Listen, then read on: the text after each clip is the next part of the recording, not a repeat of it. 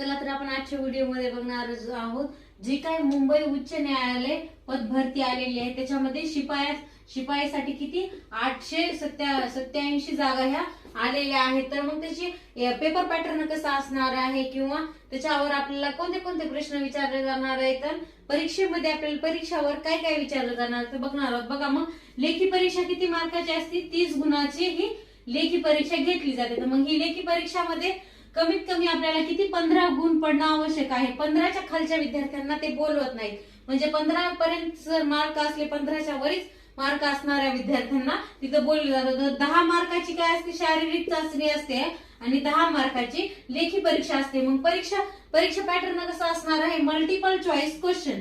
Multiple choice question म्हणजे बहुपर्यायी प्रश्न हे असणार आहे। तर ही ऑफलाईन पद्धतीने ही 30 मार्काची एक्झाम होणार आहे। तर ज्यांनी कोणी शिपाई या पदासाठी फॉर्म भरत आहे त्यांनी नक्कीच म्हणजे हे